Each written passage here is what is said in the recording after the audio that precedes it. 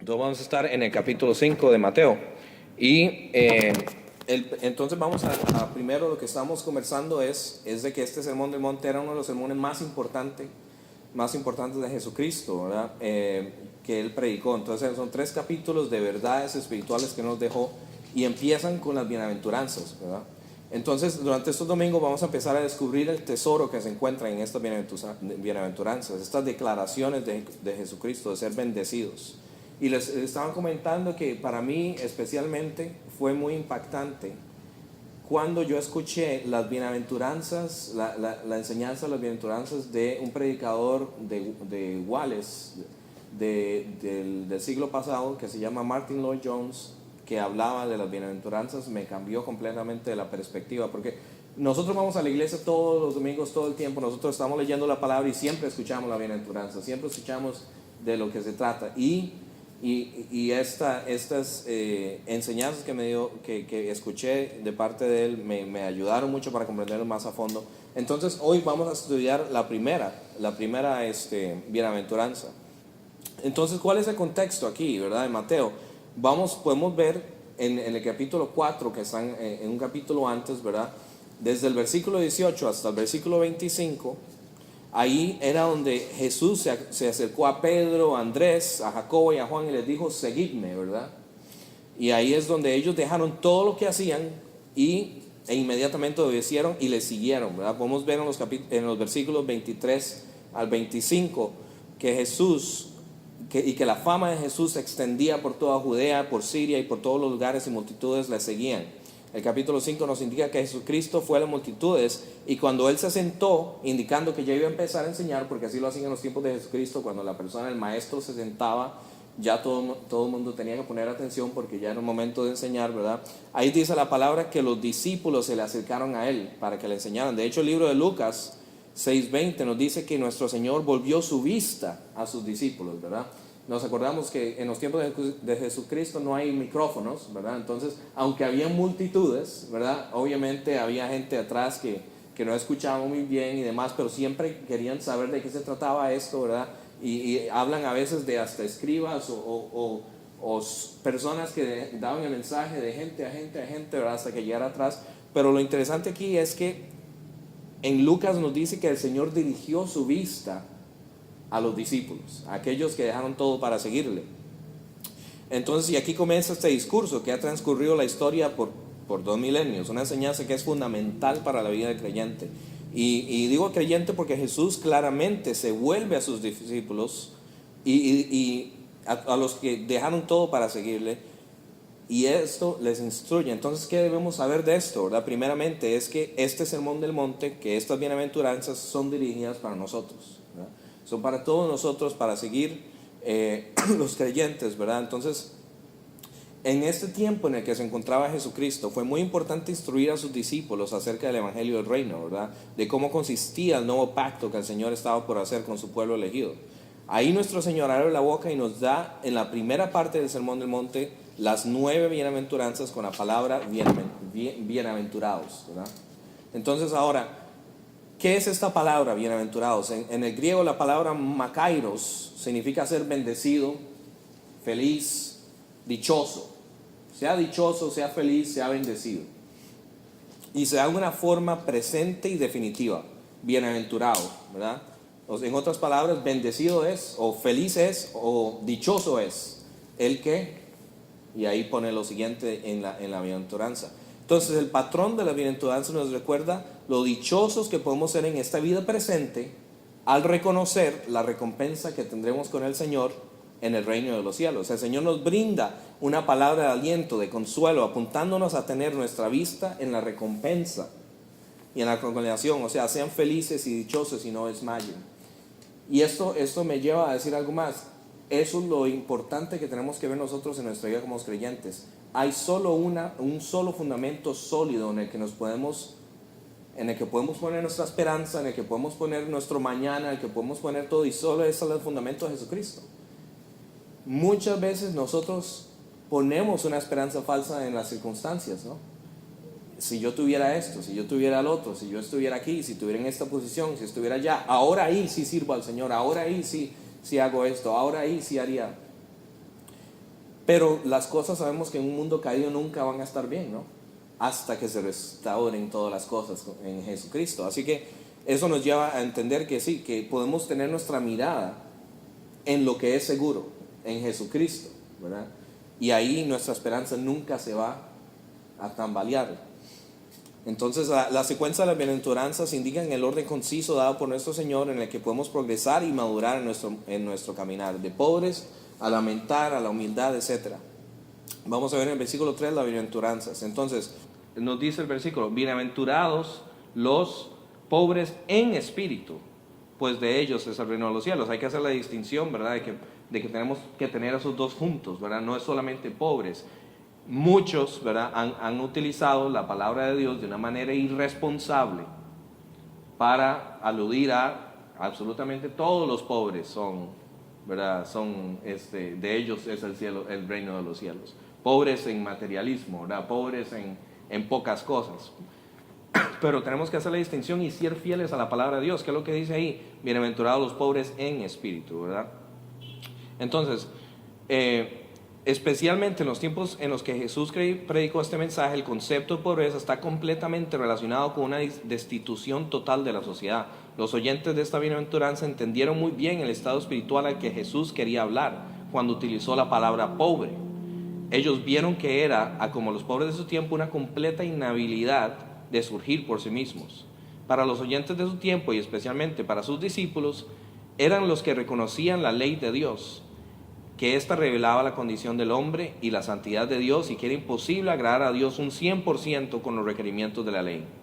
Ellos sabían, ellos estaban en el momento como judíos, como seguidores de la ley, que ellos conociendo la ley, era imposible agradar a Dios con todos los requerimientos de la ley, donde ellos estaban esperando a un Mesías para que les salvara, les rescatara de esos requerimientos de la ley. Y entonces ellos, sabiendo eso, era muy importante que Jesús les predicara que dichosos son los pobres en espíritu, dichosos son los que pueden decir: Dios, es imposible para mí. Dichosos ellos porque de tales es el reino de los cielos. Entonces la audiencia que estaba ahí tuvo que identificarse y tuvo que tener un consuelo profundo al saber de que había una respuesta, ¿verdad?, a la imposibilidad de agradar a Dios, especialmente a las personas a las que les estaban hablando. Y cuando Jesús les declara, entonces, dichoso es aquel que se siente inhabilitado espiritualmente, así como un pobre, porque de ellos es el reino de los cielos. Qué noticia más refrescante fue para ellos, para los oyentes, que no vieron una salida a la condición en la que tenían, ¿verdad? El Señor nos da a entender este fragmento de que el pobre en espíritu es alguien quien reconoce su necesidad espiritual, alguien quien descubre su precaria condición y reconoce que debe ser restaurado. Esta condición para el creyente debe ser marcada desde un principio y seguida en el transcurso de su vida. Reconoce que somos viles, pecaminosos, que no podemos ser rescatados nosotros mismos de nuestro pecado, y reconocer que necesitamos el auxilio diario de nuestro Señor. Matthew Henry en su comentario nos recuerda que esta pobreza del espíritu es una disposición gentil del alma en la que nos vaciamos de nosotros mismos para que podamos ser llenados solamente con Jesucristo. Eso me gusta. Amén. Una disposición en la que nos vaciamos de nosotros mismos para lo único que pueda ser llenado es de Jesucristo. Entonces este es un estado. Entonces ser pobres en espíritu, en lo que nos estamos enfocando, es un estado en el que conocemos nuestra insuficiencia delante de Dios. Un comentario nos dice que el pobre en pecado es aquella persona que detecta la carga de su estado presente, un estado espiritual empobrecido, y lo ve en contraste con la ausencia de Dios, quien pacientemente soporta este estado, pero desean que Dios actúe en su lugar para así declararlos una vez más como su pueblo. Entonces es interesante porque nosotros a veces como cristianos pensamos, ¿verdad?, que este sentir de que necesitamos, de que somos impotentes para ganar el favor de Dios, la salvación de Dios, es un sentir que solo sentíamos en el momento de conversión. Muchas veces muchos piensan eso, de que es que ese sentimiento de que yo necesito al Señor para que me perdone mis pecados, para que me limpie y me restaure, era solamente cuando me convertí. Y ahora ya me convertí y ya dejé eso atrás. Y entonces ahí se empieza a desarrollar un sentido de orgullo espiritual dentro de los cristianos. No espiritual en el sentido de que es un orgullo, pero es algo dañino. donde no hay una pobreza de espíritu, en el sentido de que nos debemos de sentir diariamente con necesidad de Dios, ¿verdad? Y eso es lo que quiere aludir Jesucristo. Entonces, antes de que hagamos cualquier cosa, nos dice, antes de que empecemos aquí este sermón del monte, Jesucristo básicamente lo está diciendo: ¿qué estás haciendo para sentirte necesitado del Señor? ¿Qué estás haciendo para sentirte vacío? Para lo único que pueda llenarse es de mí. Y podemos ver eso cuando vemos varios ejemplos de la Biblia. Por ejemplo, el ejemplo de Isaías, ¿verdad? En el capítulo 6, en la visión de Isaías, al ver la santidad de Dios, su perfección, sus atributos en la visión, la única posible reacción y respuesta es de un espíritu contrito y arrepentido. ¿Se acuerdan de esa visión cuando Isaías estaba viendo al Señor en su trono y a sus ángeles que le alababan y le bendecían? Y era un ejemplo impresionante. ¿Cuál fue la primera respuesta, la primera reacción que tuvo Isaías? Podemos notar la actitud que decía. Vamos a ir a ese libro rápidamente, Isaías 6.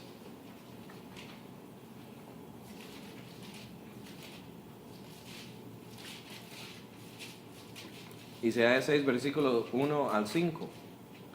En el año de la muerte del rey Usías, vi al Señor sentado en un trono alto y sublime, y la obra de su manto llenaba el templo. Y por encima de él había serafines, cada uno tenía 6 alas, y con 2 cubrían sus rostros, y con 2 cubrían sus pies, y con 2 volaban. Y el uno al otro daba voces diciendo: Santo, santo, santo es el Señor de los ejércitos, llena está toda la tierra de su gloria. Y se estremecieron los cimientos de los umbrales a la voz de que clamaba, y la casa se llenó de humo. Entonces dije, ¿verdad? La reacción, ¿cuál fue la reacción básicamente? Miedo. ¿Verdad? Miedo fue, no fue la reacción como de Señor, algo así, sino que la primera reacción fue hacia mí, ¿verdad? Dice: ay de mí. No sé si dice eso en su versión ahí. Ay de mí, ¿verdad? Porque perdido estoy, pues soy hombre de labios inmundos, y en medio de tu pueblo, en medio de un pueblo de labios inmundos habito, porque han visto mis ojos al Rey, Señor de los ejércitos. Yo me pregunto, ¿cuál sería la reacción real de aquellos que claman estar en la presencia de Dios? Pero para mí, acorde a la palabra de Dios, esta fue la respuesta al estar en la presencia del Señor. ¡Ay de mí! Entonces, lo que podemos ver aquí es el sentir de pobreza en espíritu que Isaías sintió inmediatamente al ver la santidad de Dios, ¿verdad? ¡Ay de mí, que soy inhabilitado, yo no puedo sin ti! ¿Cuántos de nosotros a nuestro caminar diario nosotros decimos eso, verdad? Y nos hacemos esa pregunta y nos sentamos necesitados de Él. Y esta fue un ejemplo de Isaías, de su primera reacción. Y también, entonces eso me lleva a pensar lo que un teólogo del siglo XVI dijo esto, ponemos atención: la verdadera sabiduría consiste en 2 cosas. Dice, la verdadera sabiduría consiste en 2 cosas: en el conocimiento de Dios y en el conocimiento de uno mismo. Y a veces el daño es que nosotros a veces no creemos en un Dios muy grande y santo, y no creemos en un hombre muy inhabilitado, sino que lo hacemos al revés muchas veces.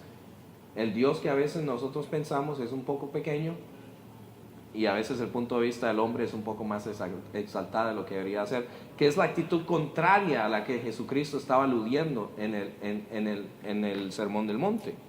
Entonces podemos ver que en realidad la palabra de Dios nos enseña acerca de Dios y la naturaleza del hombre, y de su necesidad incesante de recurrir al auxilio del Señor para el rescate de su alma.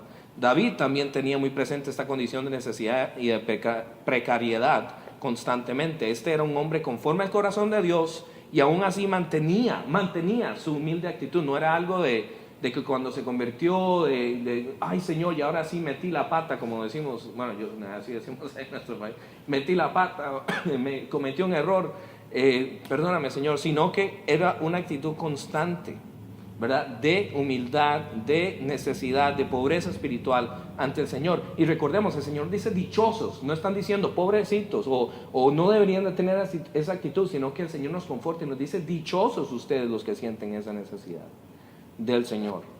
Pero siempre mostraba la fidelidad David en todo lo que hacía, y cuando no lo hacía era cuando cayeron las consecuencias, ¿verdad? Nos acordamos cuando los reyes deberían de estar en guerra, ¿qué le hizo él? Se quedó en casa, después anduvo por el techo, vio a una señorita bañándose, y una cosa llevó a la otra, ¿verdad?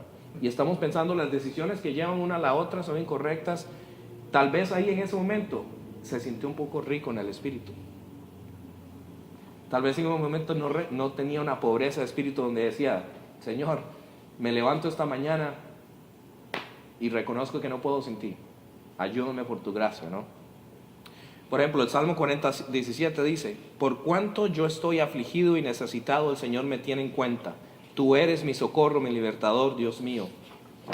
Podemos ver una hermosa promesa que David nos recuerda en el Salmo 34:18, donde nos dice, cercano está el Señor a los quebrantados de corazón y salva a los abatidos de espíritu. Confiemos en la palabra de Dios hoy, hermanos. Él está cercano, amén. Y el resultado entonces, acorde a Mateo, es de tener una actitud de pobreza, y que el reino de Dios es el nuestro. Esa es la promesa, porque hemos sido salvos y restaurados por su gracia. Y cuando estamos en esa necesidad, cuando estamos sintiendo, Señor, no puedo más, te necesito, el Señor nos dice, es tuyo el reino de los cielos. Ahí estás, sos mi hijo, sos adoptado, somos del Señor, ¿verdad? Y es interesante porque esta semana dentro del mismo trabajo hubo una experiencia interesante, porque estaba yo hablando con una señora, yo trabajo en el hotel, en el Marriott, estaba hablando con una señora, ella es creyente, y estamos hablando de la venida de Cristo, y me dice la señora, le digo yo a la señora, sí, la venida de Cristo, la verdad, hermana, yo quiero que ya venga de una vez, porque quiero estar con el Señor. Y me dice, hermano, yo quiero que se espere hasta diciembre, el Señor.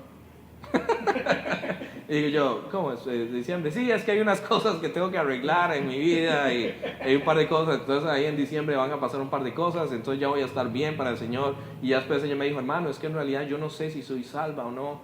Le digo, entonces yo le dije a la hermana, si usted siente que usted salva y no, usted salva, porque tiene duda.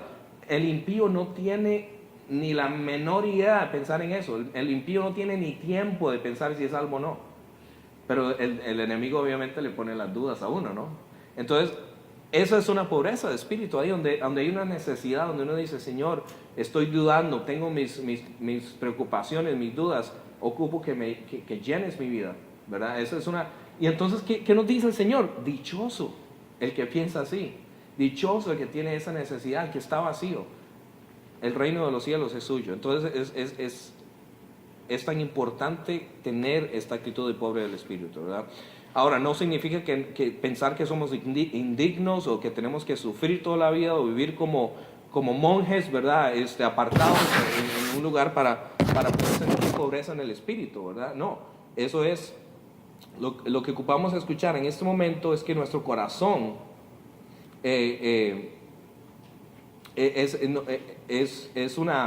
que debemos saber es que no debemos tener una falsa riqueza y autosuficiencia donde se piensa que no se necesita del Señor. Lo que debemos escuchar es que somos pecadores y que debemos estar, ¿verdad? Y como pecador debemos estar necesitando, ¿no?, la restauración diaria del Señor.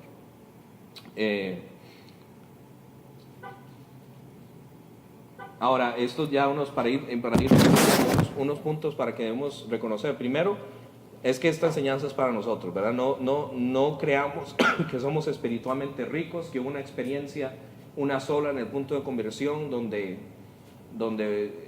el Señor nos restauró y ya no necesitamos más de Él, sino que o decimos, bueno, yo estoy bien, yo leo mi Biblia todos los días, oro, hago todo lo que debo hacer, o si estás hasta dudando. En todas estas situaciones, esta bienaventuranza es todavía para nosotros, ¿no? En donde debemos de sentir de que estamos en una necesidad.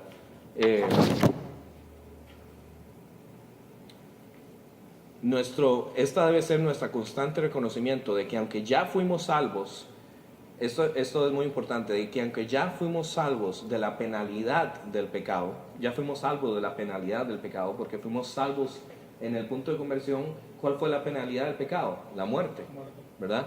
Aunque ya fuimos salvos de la penalidad del pecado, todavía estamos siendo salvos del poder del pecado. Y estamos anticipando el momento cuando vamos a estar libres de la presencia del pecado. Entonces son las 3 P's: la penalidad, el poder y la presencia.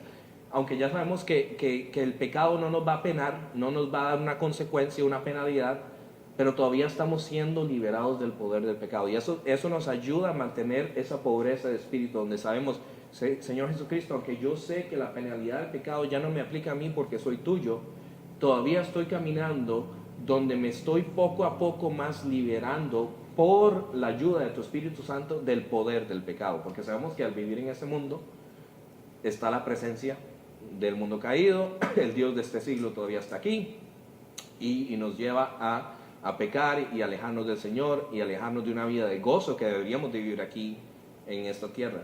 Pero al mismo tiempo, al pensar en esa necesidad, es cuando el Señor nos llena y cuando nos prepara para vivir una vida que sea para su gloria y para nuestro gozo.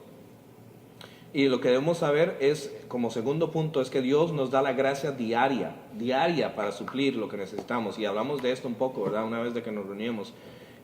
El triunfo contra el pecado, consuelo contra la aflicción, perseverancia contra con nuestras relaciones. Tal vez te sientes cansado, cierto pecado te tiene agobiado porque no puedes conquistarlo. Estas preocupaciones o preocupaciones por relaciones con otras personas, o el trajín del mundo, del trabajo, la familia, todo te tiene cansado. Una tragedia ha sucedido que te dejó rendido, etc. Pero esto es lo que debemos saber, hermanos.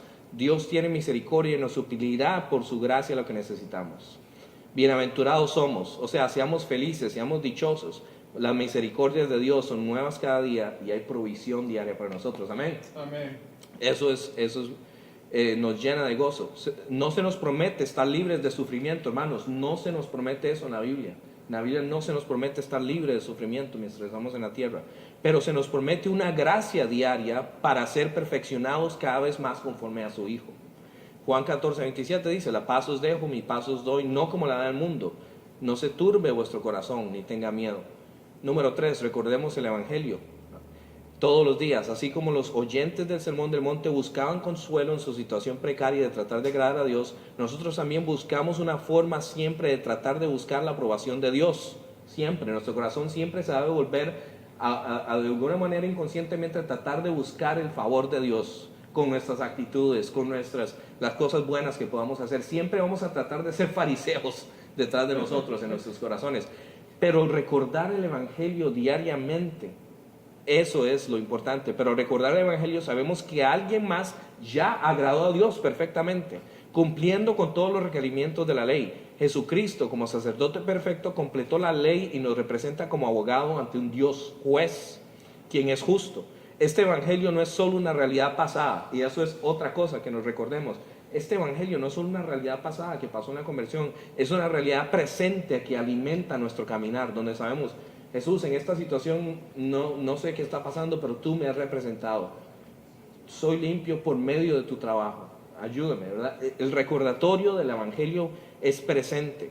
Y sabemos que nuestro futuro está seguro con el Señor también. Porque de tales es el reino de los cielos. De tales es el reino de los cielos. Así que Jesucristo en su Sermón del Monte introduce una instrucción fundamental para la vida del cristiano. Así que alguien que es necesitado, pobre de espíritu, sea dichoso, sea feliz ahora en este mundo, porque el mundo que está por venir es nuestro. Regocijémonos ahora y sentámonos felices. Si estamos inadecuados, cansados, dolidos, inhabilitados, necesitados de Dios diariamente, gocémonos, porque hay provisión para la victoria y porque nuestro nombre está en el libro de vida. Y ahora, para terminar, hermanos, quiero leerles una traducción de una canción que se llama La Roca Eterna. No sé si se acuerdan de ese himno, La Roca Eterna. Voy a leerles 2 estanzas o 2 versos. Muy, muy hermoso. Dice: ni el trabajo de mis manos puede cumplir con tus mandatos. Puede mi ardor continuar sin parar, pueden mis lágrimas por siempre brotar. Todo por lo que el pecado no pudo expiar, tú y solamente tú puedes salvar. Nada en mi mano traigo, solamente en la cruz me arraigo. Desnudo vengo a ti por vestido, impotente por tu gracia, a ti te miro. Sucio a la fuente vuelo, límpiame, Salvador, o muero.